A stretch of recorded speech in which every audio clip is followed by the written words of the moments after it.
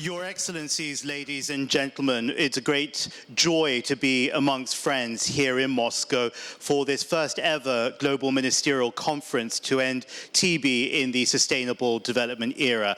I'm James Chau, I'm the WHO Goodwill Ambassador for SDGs and Health. Well, so often we have described this conference in the last weeks and months, even over the last year, as the first Global Ministerial Conference, but much more importantly, it's the biggest ever convening of ministers for this one disease. And finally, the world, I think many of you will feel, is focusing its attention not only on this disease, not only on your important work, but more specifically on the millions of people who we are trying to help, to protect, and also to enhance. It also comes amongst the build-up to an important, and some would say potentially transformative political year, a year in 2018 in which, as we saw just then, the UN General Assembly is calling for a high-level meeting on tuberculosis.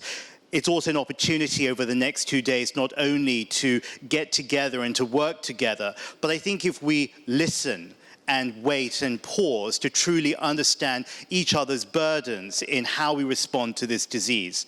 So what we're going to try and use the next 48 hours is not just to be together and to talk, but to listen, to create a shared response, to think together, and in so doing, to make history. If I may, apart from describing NTB as a turning point, maybe we can make this a breaking point for this disease once and for all. Well, of course, we're here in Moscow by no coincidence. The Russian leadership has gifted the world this important conference, and by doing so, is putting in motion a global movement of people to ensure that End TB is much more than just a clever hashtag. Speaking of hashtags, though, we want you to utilize social media for what it was designed to be there for in the first place, which is to share, to spread, to reinvigorate, and to reimagine.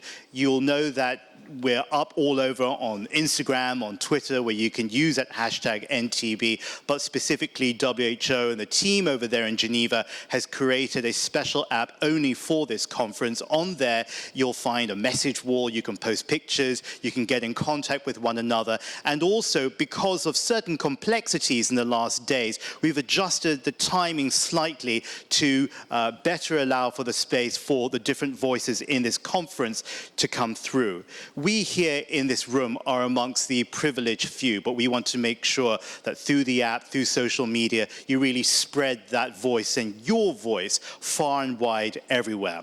Well, someone who's been doing just that, not only in Russia, but all around the world, is Professor Skvortsova. She has had a very, very busy year. We saw her at the World Health Assembly, of course. We saw her at the high-level meeting at the General Assembly last year. We've seen her, I think, also in Geneva, talking about the NCDs and really putting action into motion.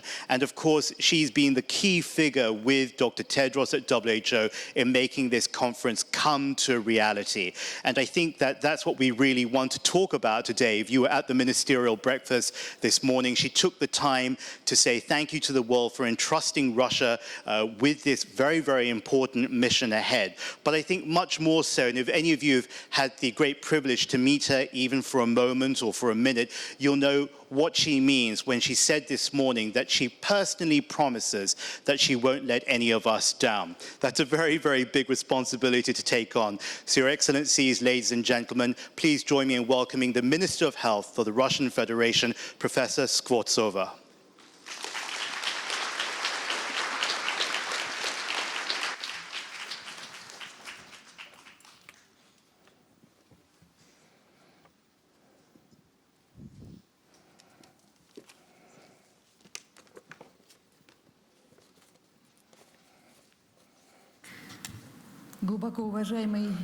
Distinguished WHO Director General, Dr. Tedros Adhanom Ghebreyesus,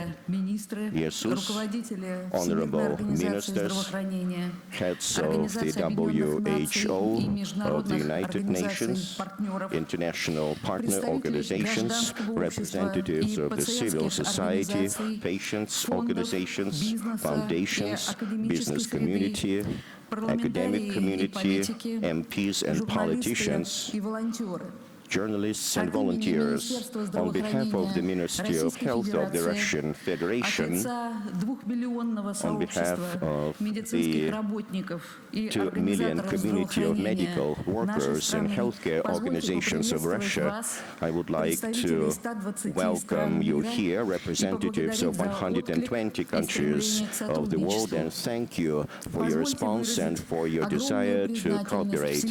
I'd like to express my gratitude to the World Health Organization and the Director General, Dr. Tedros Ghebreyesus, for the true partnership, for their vested interest in solving the problem of tuberculosis, the infectious global killer number one, affecting 10 million people every year and killing almost 2 million people. The President of the Russian Federation, Mr. Vladimir Putin, issued an order in 2012 declaring the goals to reduce the mortality rate in the Russian Federation, including reducing the mortality rate from tuberculosis. I should say that the target indicators as far as tuberculosis was concerned was achieved ahead of time 5 years earlier. In each region of Russia, according to the national strategy and the national action plan,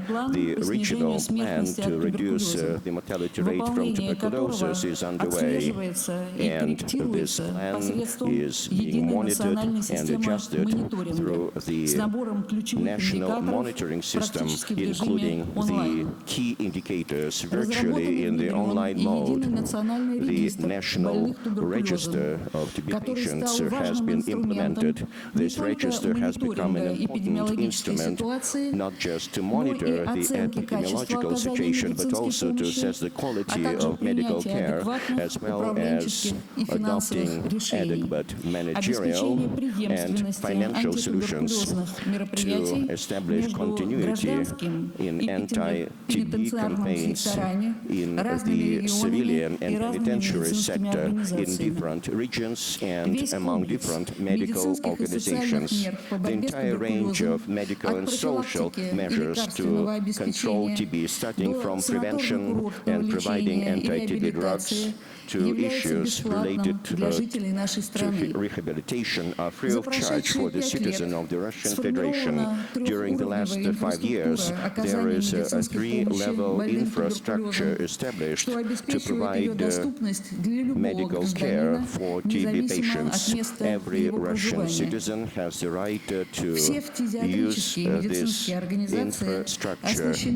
All TB healthcare facilities have modern diagnostic equipment and test systems.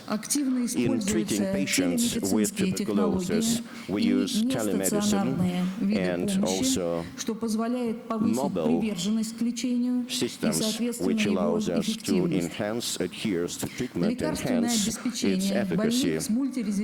Provision of drugs for MDR-TB patients is done on a centralized basis, with funds coming from the federal budget. Thanks to this systemic, comprehensive approach, we have managed to drastically change the situation. The average rate of mortality rate from tuberculosis starting from 2011 accounted for 11% per year.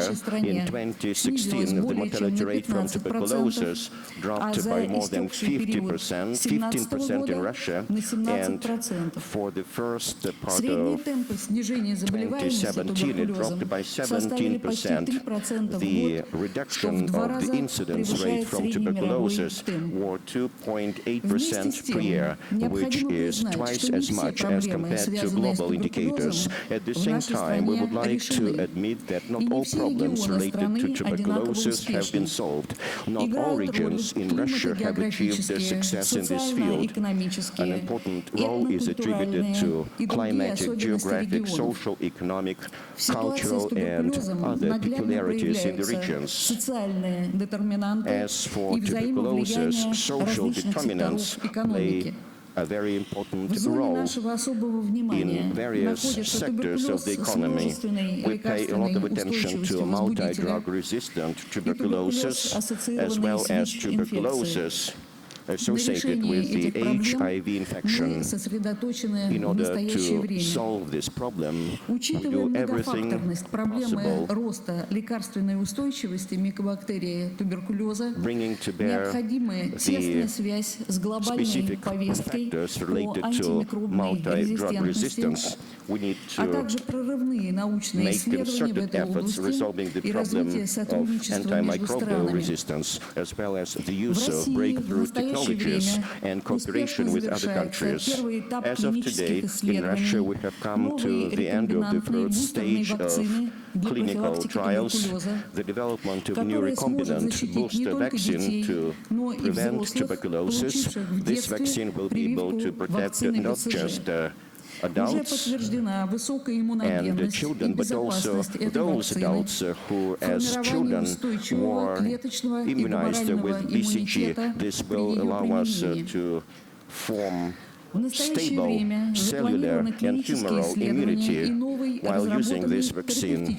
As of today, new clinical studies will be conducted, allowing to treat the period of care against TB in animals and to prevent the latent forms of tuberculosis.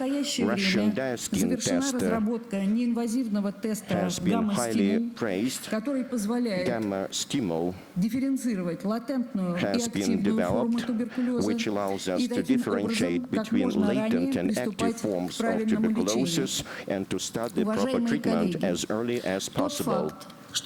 Distinguished colleagues, the fact that we have not just ministers of health in this auditorium, but also the ministers of economics, finances, social development, agriculture, justice, foreign ministers and representatives of other sectors is proof that the multi-sectorial approach is one of the key factors for the success of our program to end tuberculosis.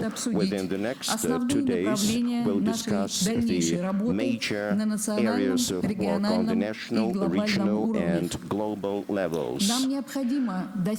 We need to achieve consensus and to demonstrate decisiveness and unity on the eve of the high-level meeting to control TB at the UN General Assembly in 2018. In accordance with the memorandum on the understanding, while preparing to the conference, the organizing committee was established, the secretariat and the consultative group of the conference. The concepts have been defined as well as goals and purposes. As for the vision of the conference and the draft of the final Moscow Declaration has been discussed for almost a year by all interested parties and countries and have been approved at more than 20 large international fora globally, including at the meetings of heads of states and ministers of health of BRICS, APEC, G20, at the meeting of the UN General Assembly, the World Health Assembly, the meetings of regional committees, the WHO Expert Committee, and at special meetings with partners organizations. I would like to specifically thank the committee of the conference, the ministers of health of Brazil, India, China, South Africa, Indonesia, Pakistan, and the Republic of Belarus, as well as those people who participated as monitors, the representatives of the governments of Japan, the US, Vietnam, the Netherlands, the members of the expert community, and WHO Partners Organization. Distinguished colleagues, the draft of the declaration is presented for your attention. According to the schedule, it will be adopted tomorrow. The organizing committee of the conference and the WHO Secretariat will be ready to present additional information and any clarifications concerning this document if necessary. Dear friends, the first Global Ministerial Conference is designed to become the consolidating platform that will allow us to identify strategic directions and the plans to end tuberculosis in the near future, both at the global and national levels. In conclusion, allow me to wish you a constructive and successful forum. Wise and positive decisions together will end tuberculosis. Thank you.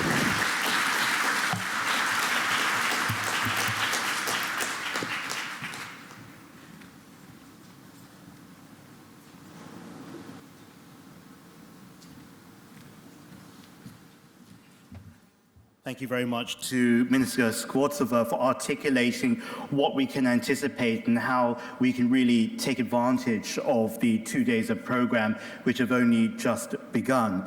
Well, the Minister, of course, is one of our co-hosts, and it gives me great pleasure now to introduce you to our second co-host, the World Health Organization's new Director General, Dr. Tedros. If you've been listening to him over the past couple of months, there has been one phrase and one consistent message that he's repeated time and time again, and that is, of course, that of the achievements of the realization of universal health coverage. We're here to support the work to end TB. There's no mistake about that. But as Dr. Tedros has always described it as being all roads lead to UHC. The road to TB and to ending TB surely is the historical one that can really lead to the road to UHC. Dr. Tedros came in, I think, very late after midnight to Moscow, but he made it a point first thing this morning before the ministers to go to a meeting of civil society. And I think many of us would agree that that demonstrates not only his recognition of people, but that people and also people in the driving seat is what can really make TB history once and for all. So it gives me great pleasure, and please would you join me in welcoming the WHO Director General, Dr. Tedros Adhanom Ghebreyesus.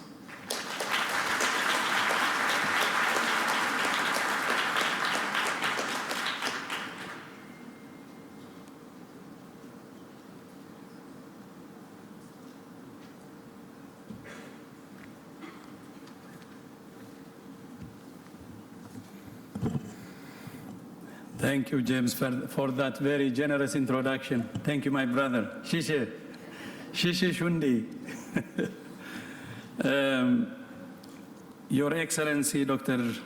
Veronika Skvortsova, my dear sister, Minister of Health of the Russian Federation, my sister Amina Mohammed, who will join us later. She has another commitment, but she will speak later, the Deputy Secretary General. And also I would like to recognize Dr. Zsuzsanna Jakab, Dr. Carissa Etienne, and Dr. Sidi Moeti. All my regional directors are here, fully powered. So thank you so much for joining us, honorable ministers, distinguished guests, ladies and gentlemen. It's such a great pleasure to be with you on this very historic occasion. And I would like to thank our sister, Minister Veronika, for her great hospitality and leadership up to this conference. And we're deeply honored that President Putin will be joining us shortly. His attendance here today and the fact that more than 70 ministers from different sectors of government have gathered together to focus on this issue is a powerful statement about the political momentum that's building to end TB. But it's not just the ministers. It's inspiring to see such a huge turnout for this event from all partners. And I would like to recognize some of them. Of course, it's the involvement of all of us, which is very important, but you will allow me to mention some to really thank them. First, I want to mention especially the Stop TB Partnership. Your relentless efforts to fight this disease and draw the world's attention to it are paying dividends. Today is the evidence of that, and we thank you. And thank you also to my brother, Dr. Motsoaledi, Health Minister of South Africa, for your leadership as Chair of Stop TB Partnership, and your Vice Chair, Joanna Carter, and also Stop TB CEO Luchika Ditiu. Another is MSF, a key partner. For 3 decades, you have been delivering life-saving treatments to many thousands of people and millions. Your dedication is nothing short of inspiring, and I know you're also very, very active in this conference. Thank you also to Dr. Eric Gusby, the UN Special Envoy on TB, for your leadership in working for progress, not only against TB, but also for universal health coverage. And of course, I must not fail to mention our own Mario, Dr. Mario Raviglione, who has been director of WHO's Global TB Program since 2003 and is retiring soon. Your achievements speak for themselves. None of us would be here today if it were not for you. Thank you, my brother.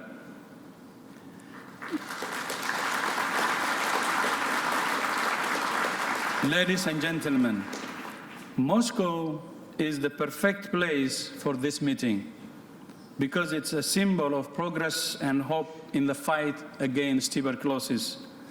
The Russian Federation has a high burden of TB, but it has also made incredible progress.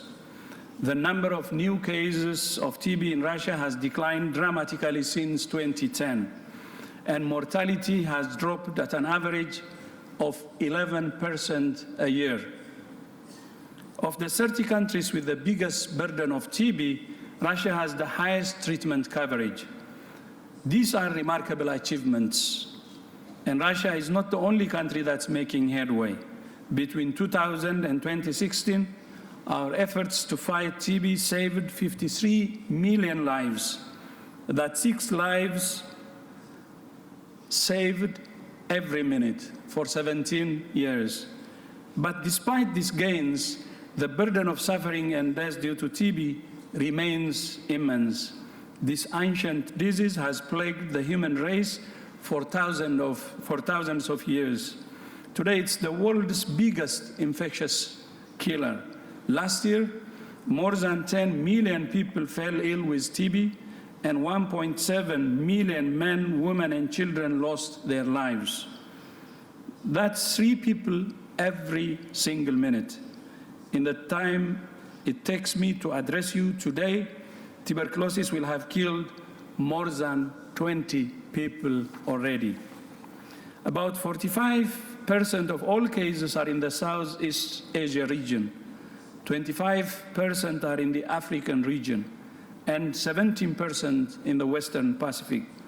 Just 7 countries, India, Indonesia, China, Philippines, Pakistan, Nigeria, and South Africa account for almost 2/3 of all cases. This is where we must focus our efforts. This is the front line. Of course, including other countries where there is a population of vulnerable groups.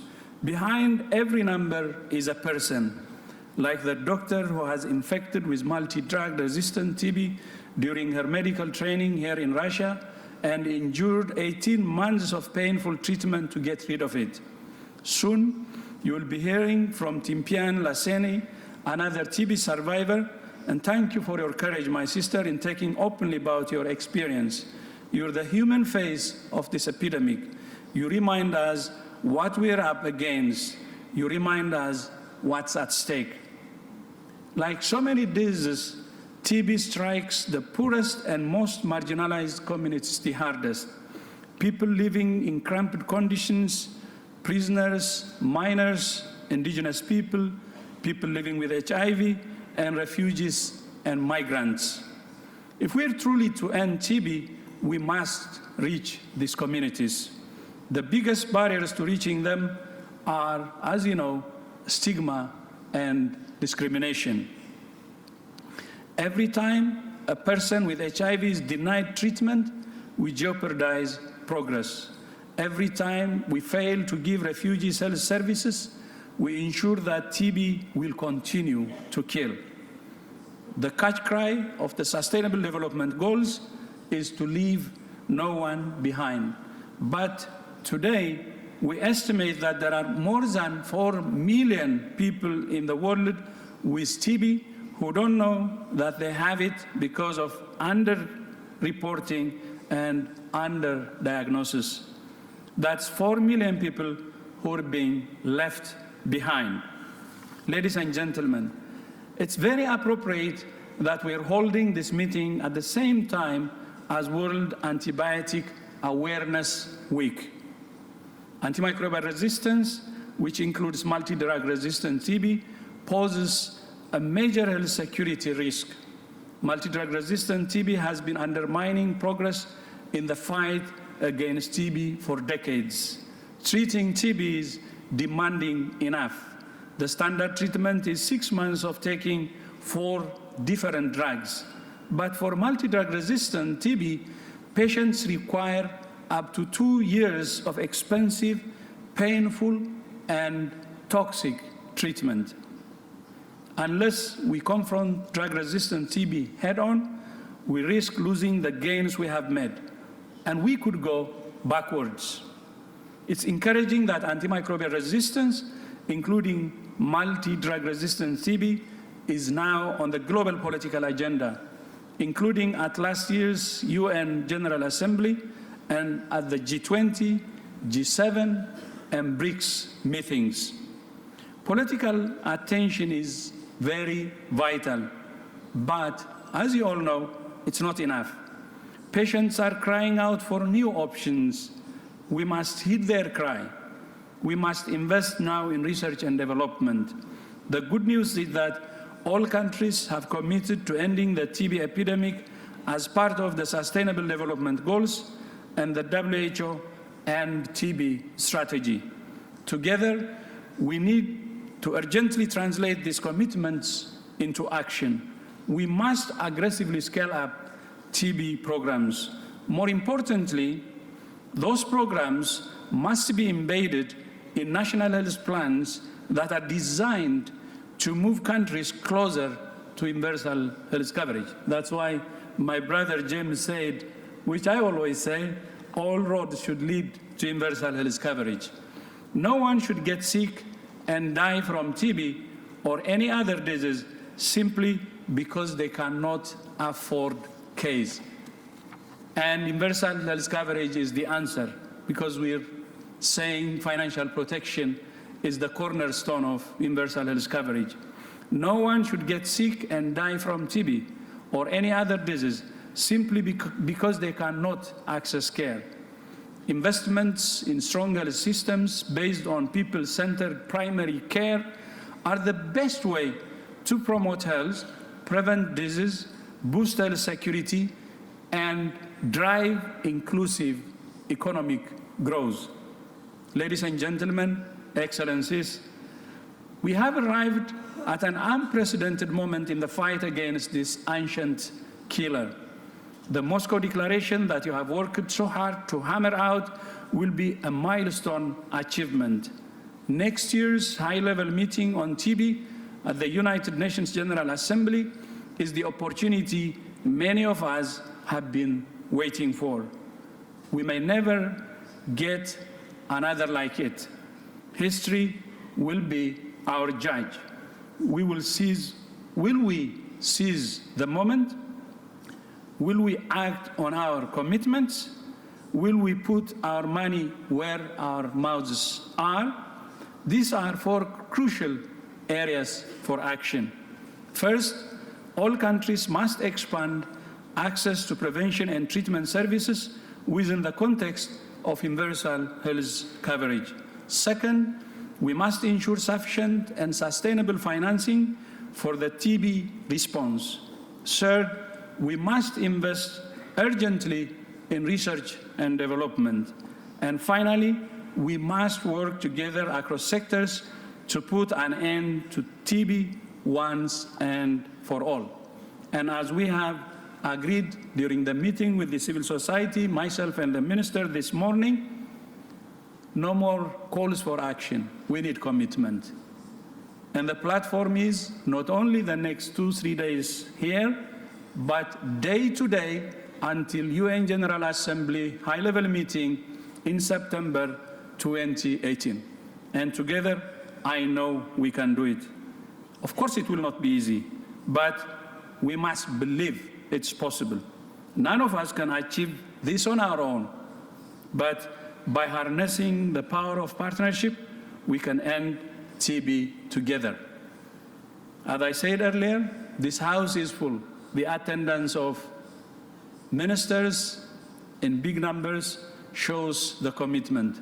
I thank you, my friends and colleagues, for showing this commitment.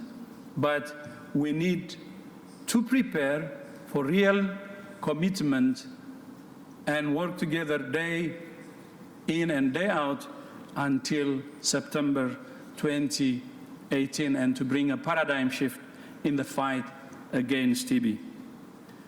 Thank you so much. Spasiba balshoi. Thank you. Thank you.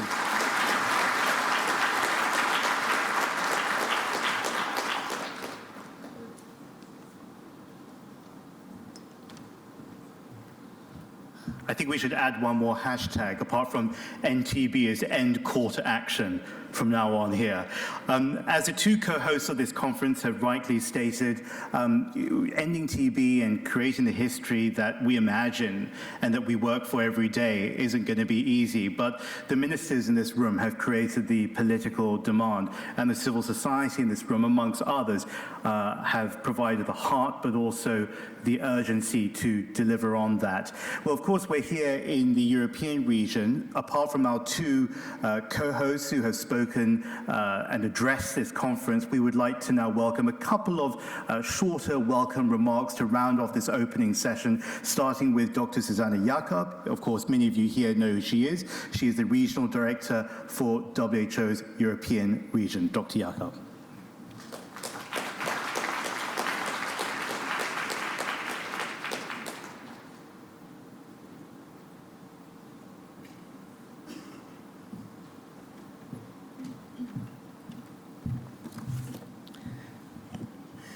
Dr. Veronika Skvortsova, Minister of Health of the Russian Federation, Amina, Mohammed, Deputy Secretary General of the UN, Excellencies, Ministers, Ambassadors, partners, Dr. Tedros, WHO Director General, Regional Director colleagues, dear friends, ladies and gentlemen.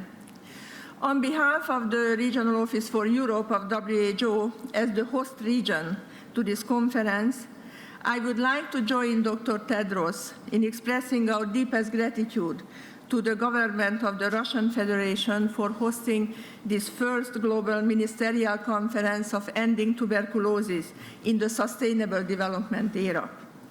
It is particularly important to note that this first ever global ministerial conference is taking place in the Russian Federation, which underscores the country's long-standing history in TB prevention and care, in close collaboration with WHO through its high-level working group mechanism, and the country's remarkable 22% reduction in TB rates over the past 5 years.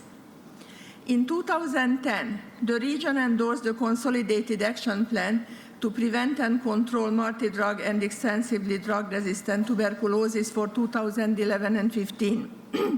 Through the implementation of this plan, approximately 1 million patients were cured, 26 million lives saved, 200,000 MDR-TB cases averted, and $7 billion were saved. With long-term investment and active partnership, the WHO European region has experienced 4.3% annual decrease in TB rates and an 8.5% annual decrease in TB mortality over the past 5 years. which are the fastest declines among the WHO regions. With the introduction of the molecular diagnostic techniques, detection of the MDR-TB has more than doubled from 30% in 2011 to 63% in 2015.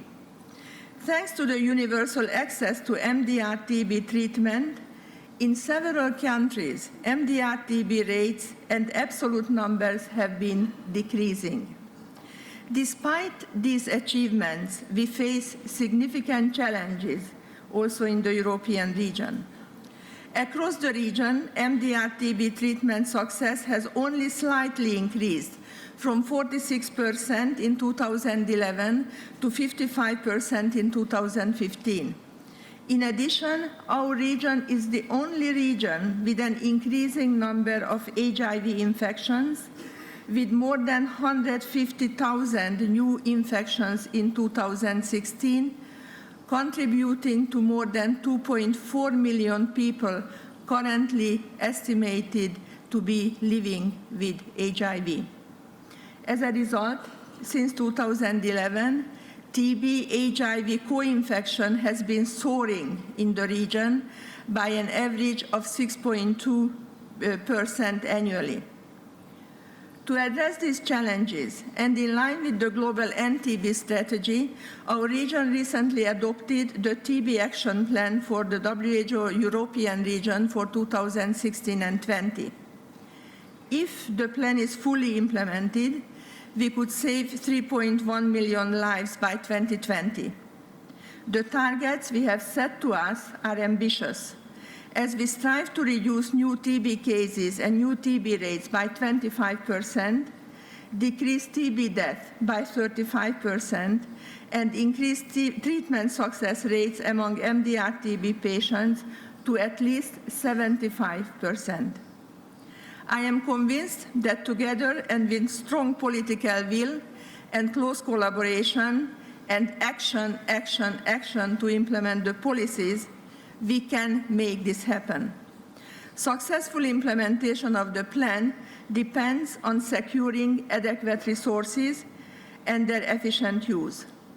Particularly is this relevant for a region where the external funding is going down, including funding from the Global Fund, and there is a need, therefore, for the countries to increase the domestic resources.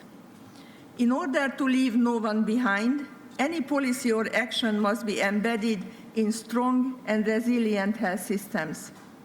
I am proud to highlight that our region is advancing strongly on reforms to link disease control to health system resilience and ensuring people-centered care for better health outcomes. As an example of achievements in this area, Armenia and Belarus will share their experiences during tomorrow's panel on sufficient and sustainable financing. This progress is also very much in line with the Alma-Ata Declaration on Primary Health Care, whose 40th anniversary we will celebrate next year at a global conference generously hosted by the Ministry of Health of Kazakhstan in Almaty. In the diverse economic, social, and health system context of the European region, concrete national and local actions are required in line with the 2030 Sustainable Development Goals to address inequities, social determinants, and other determinants. These tailored actions should result in beneficial change to the lives of people suffering from TB by ensuring early diagnosis and full treatment. In this way, we can break the transmission cycle and address the root causes of the disease. Such an approach calls for full engagement of all involved, including the civil society and patients themselves. For this reason, I welcome the opportunity at this conference to further discuss the relevant socioeconomic determinants and other conditions such as non-communicable diseases and agree on joint measures to address them. Ladies and gentlemen, as before, You may count on our close collaboration with all partners and stakeholders in the combat against TB. As TB is a global health problem, I would like to emphasize that this conference should be considered an excellent platform to explore and expand interregional collaboration to end TB together. As the outcome of the Ministerial Conference will inform the UN General Assembly on TB in 2018, we are all in the right place at the right moment in history to develop solutions that will free the world from the TB. In this spirit, I wish us a fruitful and successful conference full of inspiration, groundbreaking thoughts, and innovative actions. Thank you very much for your attention.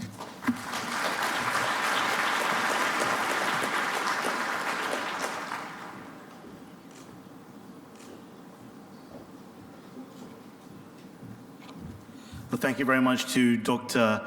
Jakab. I think if we ever needed proof of what's possible in this world, Dr. Motsoaledi is it. As South Africa's long-time health minister, he has led the transformative picture of health in that country and for the millions of people spread out in different communities. But we invited him here to speak in a dual capacity. I believe later in the day he'll be speaking in that role as South Africa's health minister. But we also would love to hear from him now to give part of the global picture and to reinvigorate some of that energy for us all here in this room by ending TB in his role as chair of the Stop TB Partnership. Your Excellencies, ladies and gentlemen, the Minister of Health of South Africa, Dr. Motsoaledi.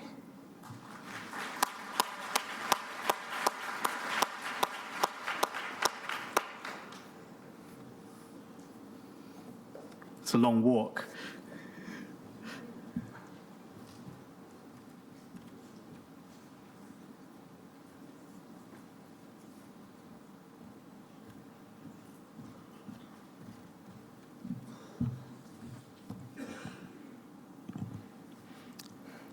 Session moderator, James Chau, World Health Organization, Goodwill Ambassador on Health and the SDGs. Indeed, it's a long walk to freedom from TB. Dr. Veronika Skvortsova, Minister of Health of the Russian Federation, Ms. Amina, Mohammed, the Deputy Secretary General of the United Nations, Dr. Tedros Ghebreyesus, Director General of the World Health Organization, Ambassador Eric Guspi, the UN Special Envoy on TB, Dr. Zsuzsanna Jakab, Regional Director of the World Health Organization in the European region, Timpiyan Leseni, TB survivor from Kenya, ministers and deputy ministers of health, other ministers and parliamentarians present, members of civil society, ladies and gentlemen, good morning. I have the honor and privilege to address this meeting in many capacities, as it has been said. Firstly, as the chair of the Stop TB Partnership, but also as a mandated representative of the African Union Health Ministers, as well as the current chair of SADC, the Southern African Development Community Ministers of Health. And lastly, of course, as the South African Minister of Health. I would like to start with a quote from Alma Ata Declaration, and I quote, "Governments have a responsibility for the health of their people, which can be fulfilled only by provision of adequate health and social measures. Primary health care is the key to attaining the target as part of development in the spirit of social justice," close quote. I think it is common cause that we have largely failed the test that the Alma Ata Declaration set for us.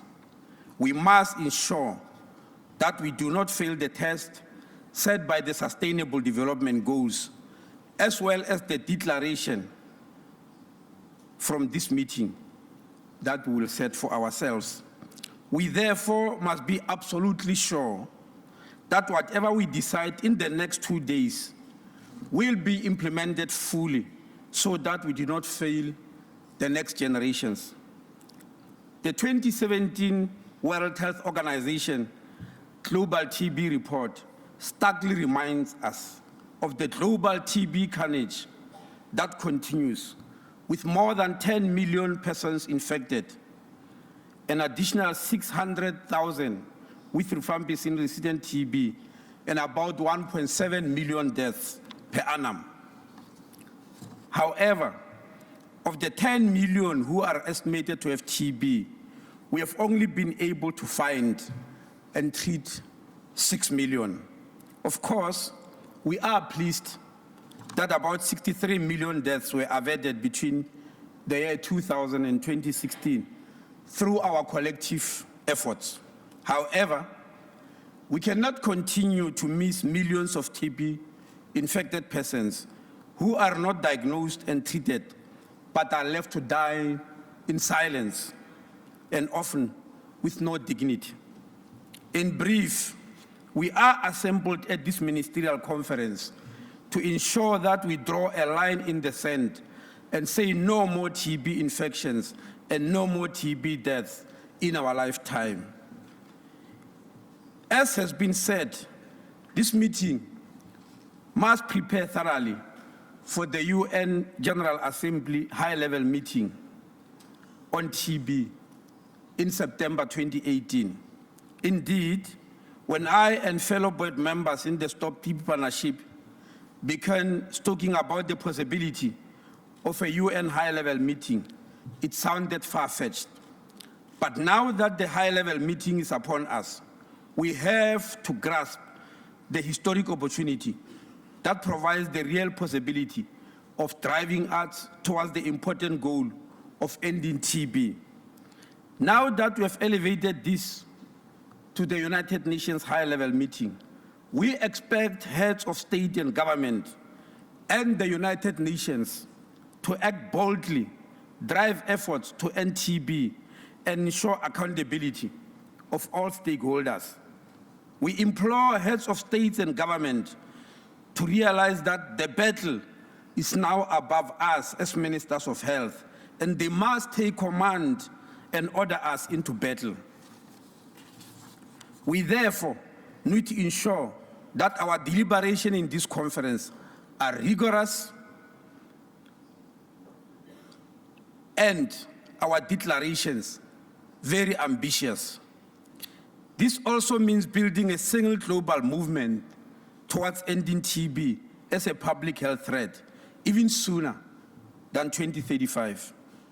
It therefore must be business unusual, and this meeting must clearly outline what this means in real, concrete terms. With the little time that I've left, let me conclude by suggesting 3 key interventions for the conference's intervention as we prepare for New York in 2018. Firstly, patients must be at the center of our response, supported by leaders from public sector, private sector, civil society, and communities. No other battle disparately requires leadership and advocacy and guidance by leaders than ending TB. We can start by instituting practical efforts to find the 4 million missing infected TB persons from the 10.4 million that get infected each year. It is the responsibility of each country to know what is their quota for this global number and institute appropriate interventions to find them. I do know that in my country, South Africa, our share of this 4 million is 150,000 persons. Secondly, we must strengthen our screening and diagnostic capabilities for TB by adding checks raised in routine testing, at least in some of the key populations and vulnerable groups with an elevated risk for TB infections, such as prisoners, minors, healthcare workers, diabetics, pregnant women, and people living in peri-mining communities.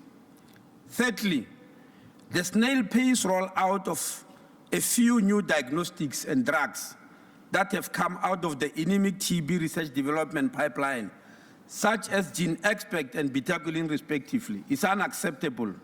We must come up with innovative research and developmental models, such as the Life Prize, formerly known as the 3 Ps, which delinks the cost of R&D from the final price of medicines. That will also enable us to have short, simple, and tolerable treatment regimens with a significantly reduced pill load. Research and development must also give us tools to diagnose latent TB infection and TB vaccine, which, in my view, will be the real game changer. We should bring our collective strength, determination, and unbreakable optimism needed to the collective efforts to end TB. Let this conference and the United Nations General Assembly 2015 be the line that this generation draws in the sand, committing to successfully ridding the world of TB in our lifetime, or at least in the lifetime of our children. Thank you.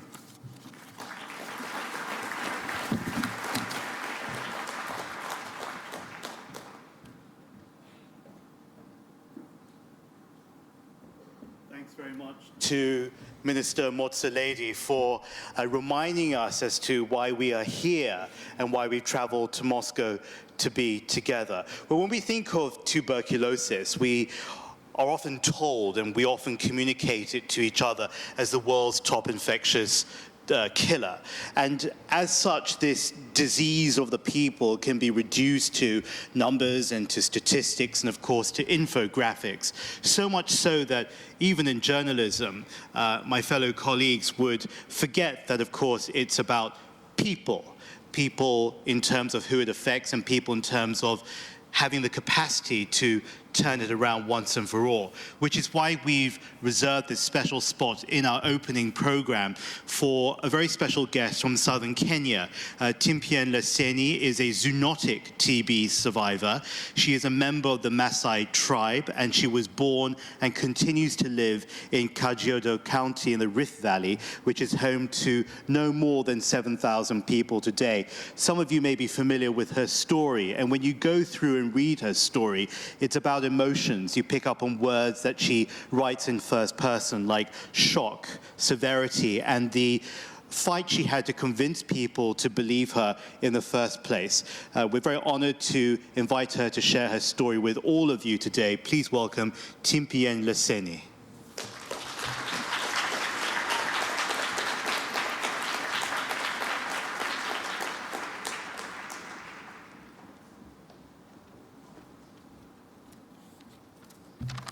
Good morning, all. Like you've heard, my name is Timpiyan Leseni. I am from the Maasai community, and I come from Kenya. I want to share with you what I went through in 2011. It wasn't easy. It's something that I didn't know, but now I know.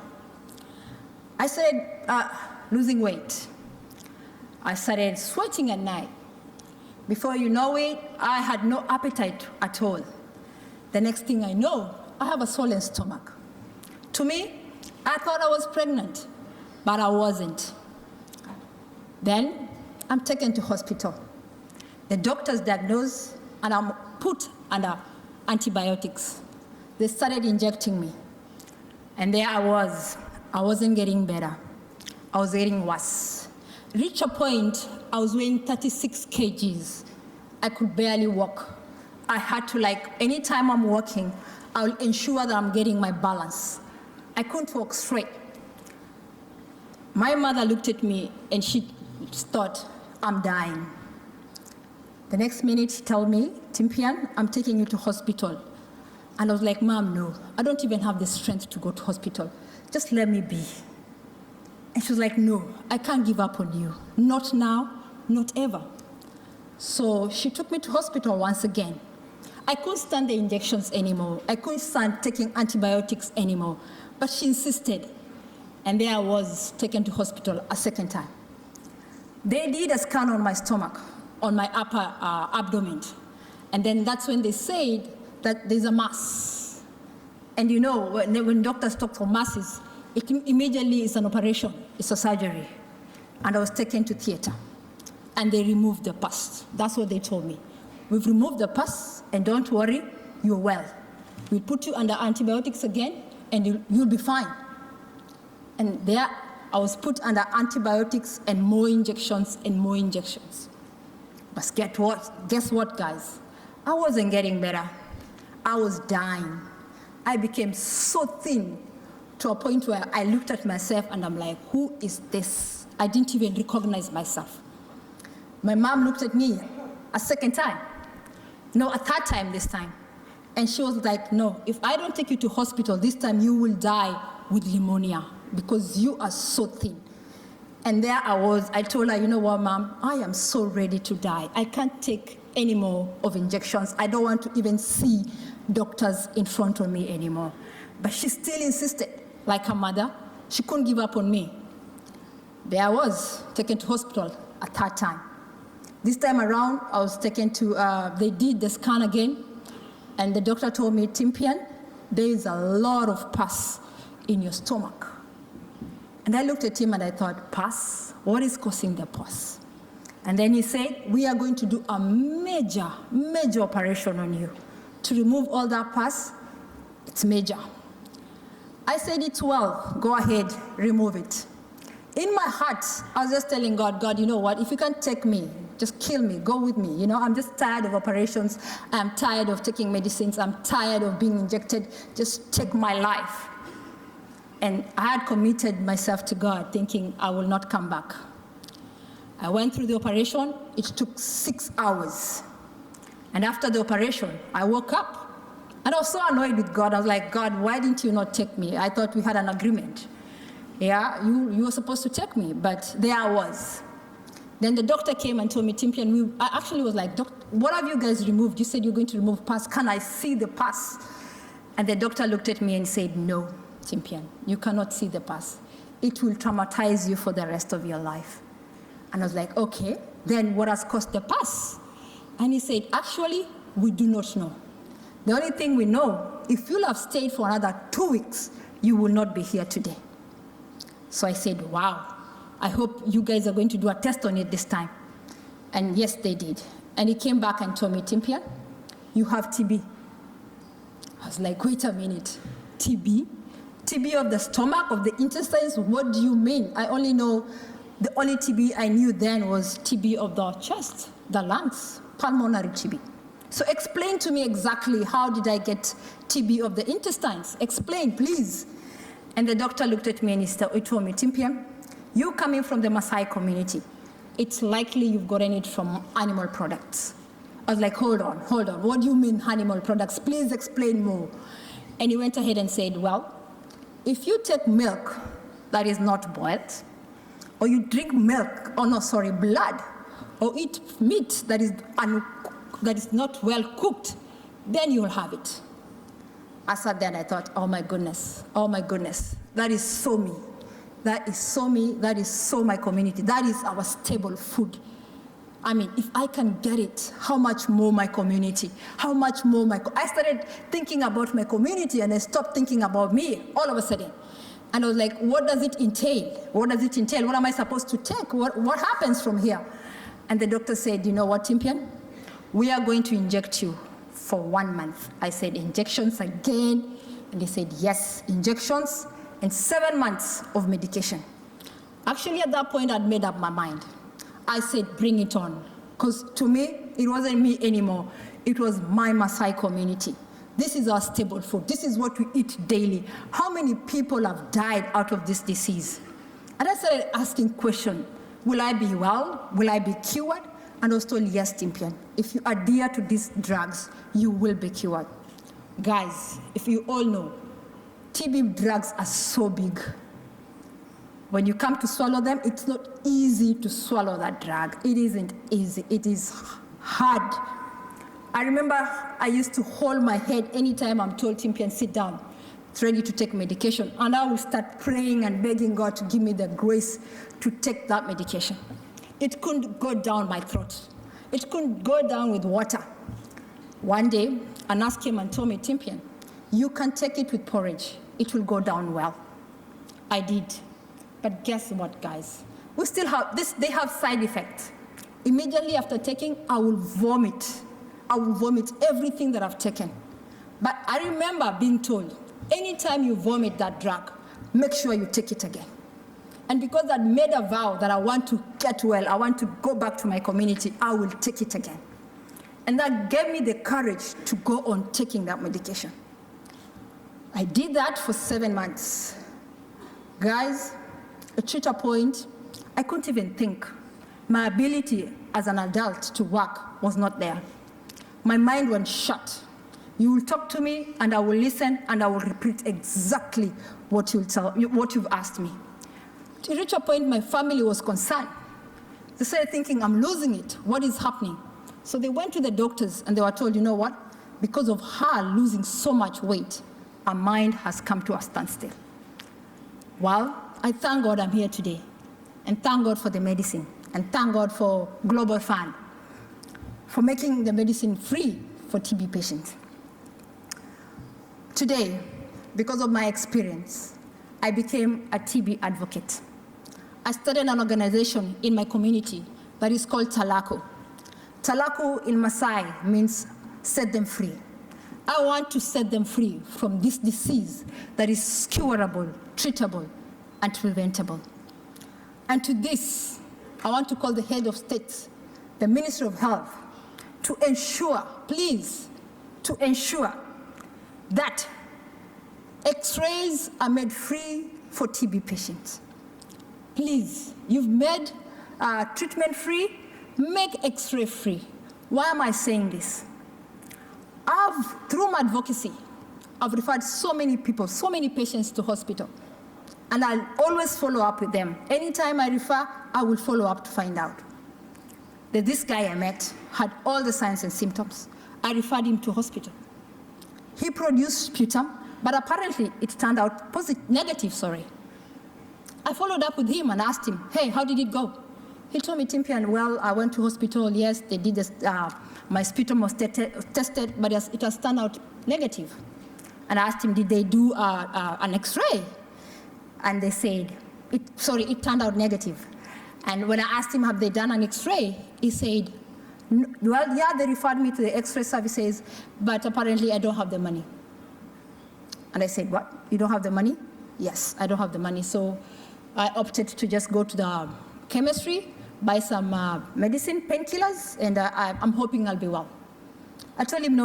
When it comes to the tuberculosis, there's no way you'll get well with painkillers. We will have to go back and do an X-ray.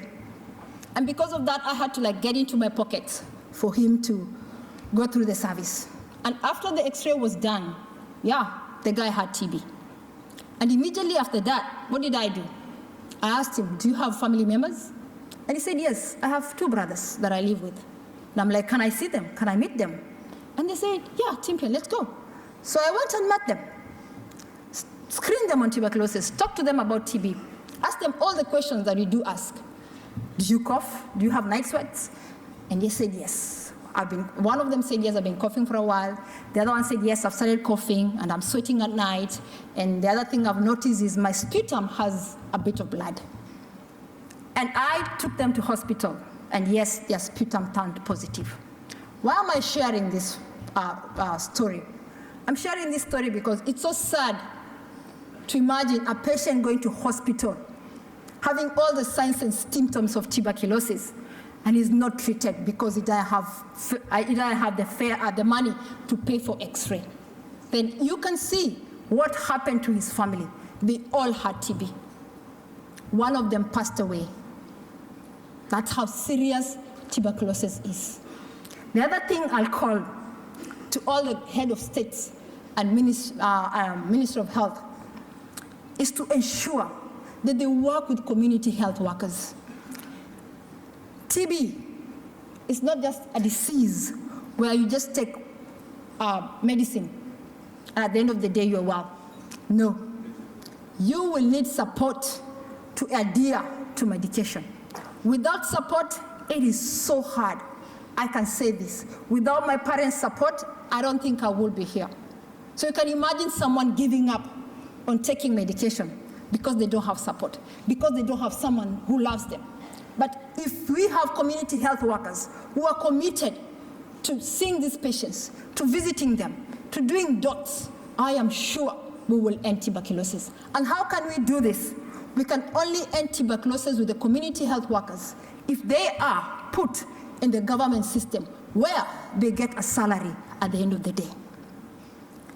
Members, I know together, with no doubt, we can end TB. But if we are not committed to this, if we do not call each other accountable, we will not end it. Thank you.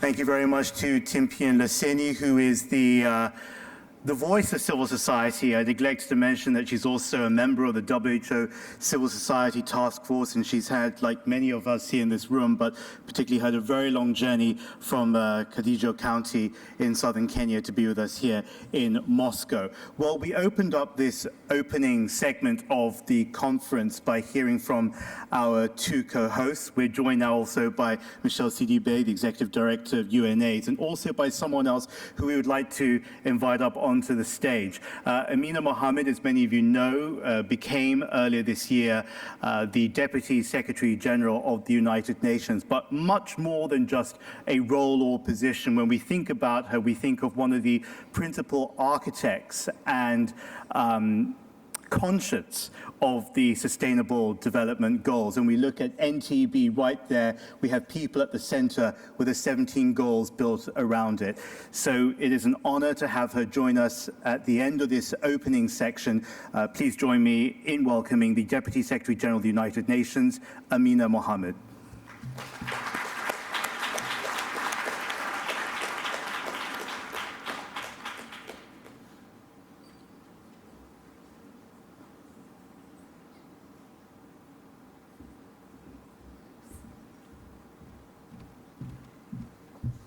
Thank you very much. And I didn't plan to match the carpet, but it looks as though I am.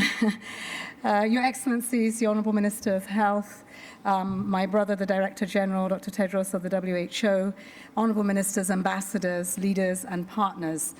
I really am pleased to be with you today, and I would like to extend my apology for being slightly late. I'd like to commend our co-organisers, the World Health Organization and the Russian Ministry of Health, for organizing this incredibly important event. We're here because we recognize the urgency of acting to ending the suffering and deaths due to tuberculosis, which has become the world's greatest infectious killer. It killed 1.6 million people last year and affects 10.4 million people today. I'm personally committed to see the end of TB, as my father was taken away by this terrible disease at the age of 50. To tackle adequately TB, we must face head-on the social drivers of the disease.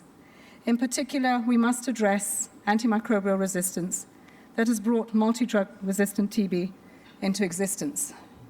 In particular, we must address that TB hampers development while poverty and social distress fuels tuberculosis. It is indeed a vicious cycle.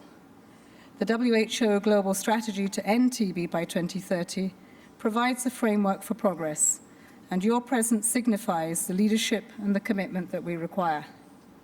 But with just 13 years to meet the targets of the Sustainable Development Goals, we must now translate the rhetoric and the strategy into concrete actions at the community level. As the WHO has said, no action today, no cure tomorrow. Health is at the core of the 2030 Agenda for Sustainable Development. It is a precondition, an outcome, and an indicator of progress. In a new development era with complex challenges, our success will depend on our ability to work boldly across sectors, just as the theme of this conference suggests. More than ever, we must consider carefully and quickly how our efforts can expand beyond the traditional TB silo, ensuring links to the broader global health agenda. Tuberculosis provides a critical opportunity for us to implement system-wide approaches that build a health infrastructure capable of not only preventing, diagnosing and treating tuberculosis, but of promoting and protecting the broader health and well-being of entire communities. Tuberculosis demands a response that expands access to medicines and advances the universal health coverage agenda. And with some 600,000 drug-resistant cases of TB each year, the ever-evolving bacteria that we are up against challenge us to think creatively and cross-sectorally about our broader efforts to tackle antimicrobial resistance. The 2030 Agenda for Sustainable Development reminds each and every one of us that none of these themes exists in a vacuum, and it does call upon us to act ambitiously so that we really, truly don't leave anyone behind. With more than half of all new TB cases occurring in just 5 countries, we have much work to do to deliver on this promise for the poorest, the most marginalized, who disproportionately suffer from this disease. Continued political leadership, sustainable financing, and research and innovation will be critical to all our efforts. I'm excited to see so many of these interlocking themes on the agenda of this meeting and resulting in a ministerial declaration. Each theme depends, too, on your core principles of promoting equity, ethics, and human rights.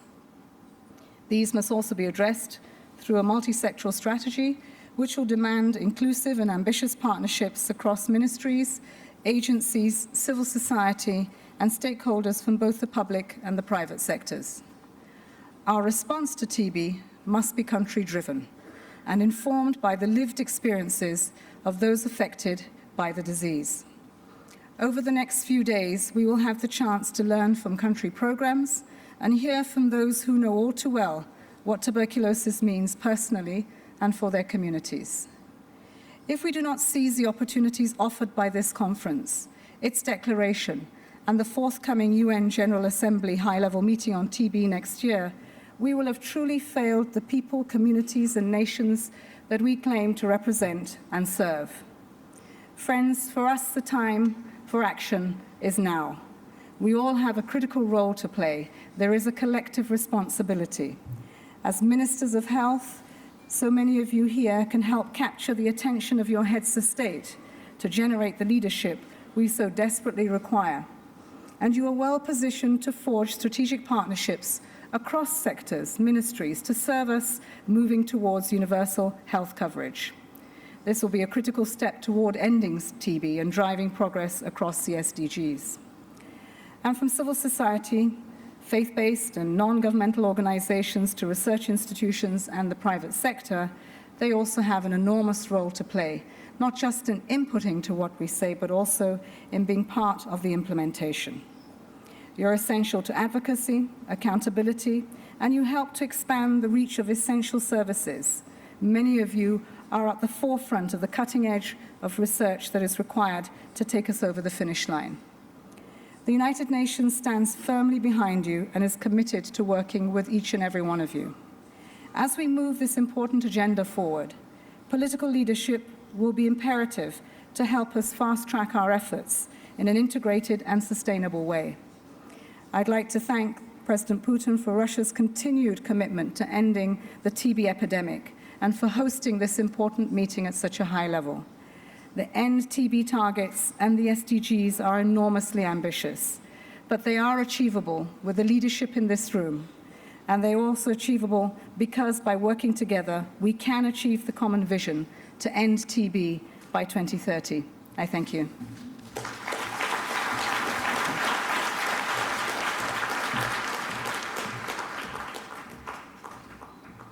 Thank you very much, the Deputy Secretary General, for rounding off this morning part of the program. What we're going to ask you to do now is to just exit those doors and go down one floor and not to go anywhere further beyond that, where there's going to be a coffee break. It may be quite a short one because we may have to be back in the room fairly soon for a speech to be delivered by the Russian leadership. So I'm under very specific instructions that before you end TB, could you end your break on time, please? And there's going to be a logistical challenge, but it will test your commitment to delivering on this disease once and for all. So we'll see you very shortly back here in this room. Thank you.